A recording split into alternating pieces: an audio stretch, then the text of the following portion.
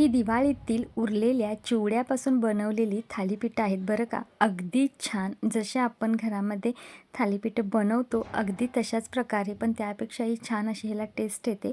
खूप छान होतात. नक्की ट्राय करून पहा. तर नमस्कार मंडळी, मी ज्योती तुम्हा सर्वांचं पुन्हा एकदा स्वागत करते ज्योती स्वादिष्ट किचन या आपल्या रेसिपी चॅनलवरती. तर ही थालीपीठं अगदी घरात असलेल्या साहित्यांपासूनच तयार होतात. अजिबात त्याला वेगळं असं काही आणून बनवावं लागत नाही. अगदी छान तयार होतात. तर वेळ न घालवता रेसिपीला सुरुवात करूया.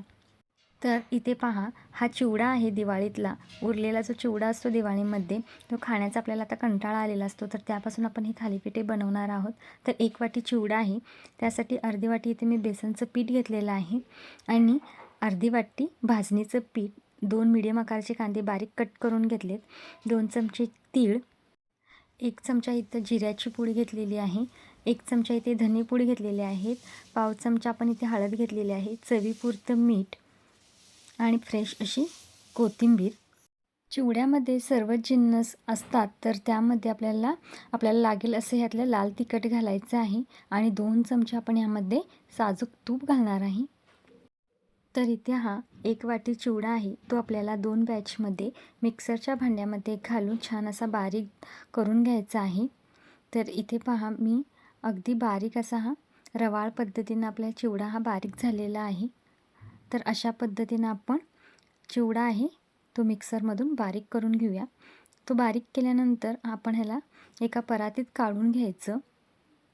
तर अशाच पद्धतीनं आपण चिवड्याची जी दुसरी बॅच होती तीही बारीक करून घेतलेली आहे आणि आपण हे सर्व मिश्रण परातीमध्ये काढून घेतलेलं आहे. यामध्ये आता आपण घालायचं आहे अर्धी वाटी बेसन. बेसनाला चिकटपणा असतो, त्यामुळे बेसन ही घालावंच लागतं. त्यानंतर इथे मी घेतलेली आहे धपाट्यासाठी केलेली जी भाजणी असते ती वापरलेली आहे. तर भाजणी घालून झाल्यानंतर आपण यामध्ये 1 चमचा धनेपूड घालणार आहोत आणि 1 चमचा आपल्याला इथं जिरे पावडर घालून घ्यायची आहे. तर हे सर्व घालून झाल्यानंतर आता आपण यामध्ये घालायचं आहे लाल तिखट. तर हे चिवड्यामध्ये ऑलरेडी लाल तिखट असतं.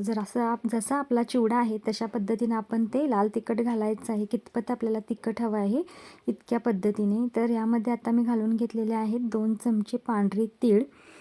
तर पांढरे तीळ घालून झाल्यानंतर इथे मी कट करून घेतलेला जो कांदा आहे तो घातलेला आहे.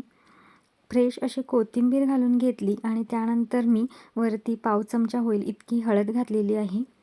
हळदीने थालीपीठाला कलर छान येतो.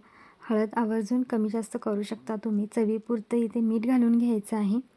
मीठ घालून झालं की आपण ह्याच मिश्रणामध्ये साजूक तूप घालणार आहे. 1 ते 1.5 चमचा होईल इतकं. 2 चमचे घातलात तरीही काही हरकत नाही. तर इथे मी 1.5 चमचा होईल इतकं साजूक तूप घालून घेतलेलं आहे. ह्याच मिश्रणामध्ये तुम्ही आवर्जून पालेभाज्या घालू शकता. मेथी घालू शकता किंवा पालक घालू शकता. कोणत्याही पालेभाज्या घालून तुम्ही ही थालीपीठे बनवू शकता.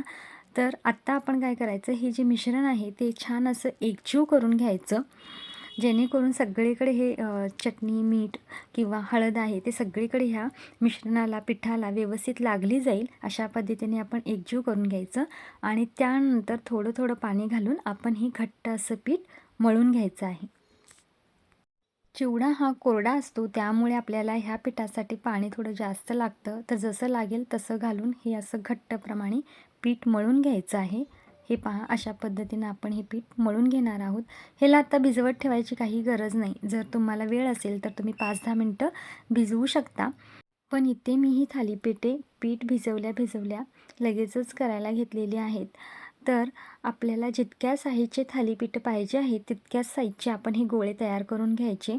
पळपुटावरती आपण असा सुती कापड घ्यायचं आणि ते ठेवून घ्यायचं. त्या कापडावरती आपण पाणी लावून ते कापड भिजवून घ्यायचं आणि मगच त्यावरती आपण ही थालीपीठे थापून घेणार आहोत. तर हे पहा, बोटांच्या साहाय्याने आपल्याला ही थालीपीठे अशी थापून घ्यायची आहेत. त्याच्या कडा जरी चिरल्या गेल्या तर आपण हाताच्या साहाय्याने व्यवस्थित असे ते बोटाने दाबून कडा आपण व्यवस्थित करू शकतो. तर हे पहा, अशा पद्धतीनेही आपण थालीपीठे थापून घेणार आहोत. जितकं आपल्याला शक्य होईल तितकं हे थालीपीठ आपण पातळ असं थापून घ्यायचं. त्याच्या ज्या कडा आहेत त्या आपण व्यवस्थित अशा करून घ्यायच्या आणि थालीपीठाला मधोमध असे होल करून घ्यायचे, जेणेकरून थालीपीठ छान भाजलं जातं, दिसायलाही छान दिसतं. तर इथे आपला तवा तापलेला आहे. तुम्ही याच्यावरती तूप किंवा तेल लावू शकता. तर मी तर तेल लावलेलं आहे आणि थालीपीठ यावरती आता तव्यावरती घालून घेतलेलं आहे. तर लगेचच आपल्याला याला पलटी करायचं नाही आहे.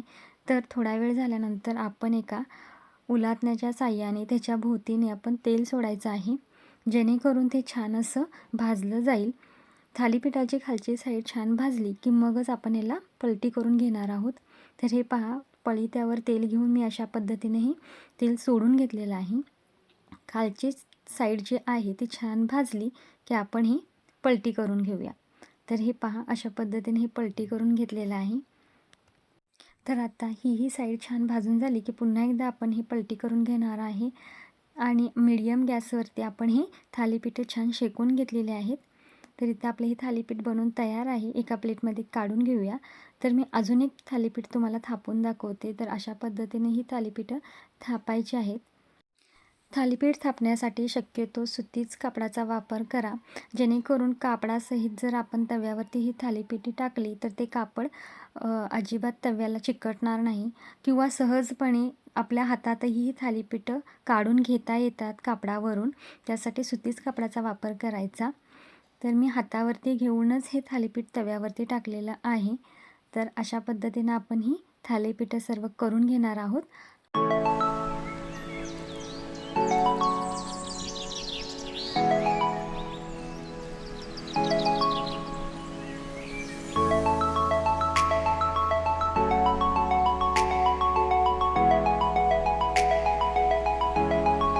तर ही थालीपीठे आहेत चिवड्याची, ती खूप छान लागतात. कुणाला कळणारही नाही की आपण ही थालीपीठे चिवड्यापासून बनवलेत. अगदी चवीला भन्नाट असे लागतात. तर थालीपीठं आपण ही दह्यासोबतही खाऊ शकतो किंवा सॉससोबतही आपण ही थालीपीठे खाऊ शकतो. तर आजचा हा थालीपीठाचा व्हिडिओ तुम्हाला कसा वाटला हे मला कमेंट करून नक्की सांगा. व्हिडिओ आवडल्यास एक लाईक नक्की करा आणि अजूनही जर चॅनलला सबस्क्राईब केलं नसेल तर प्लीज सबस्क्राईब करा. साईडचं बेल आयकनही क्लिक करा जेणेकरून मी बनवलेल्या रेसिपी सर्वात आधी तुमच्यापर्यंत पोहोचतील. तर पुन्हा भेटू अशाच एका नवीन रेसिपीसोबत. तोपर्यंत बाय बाय.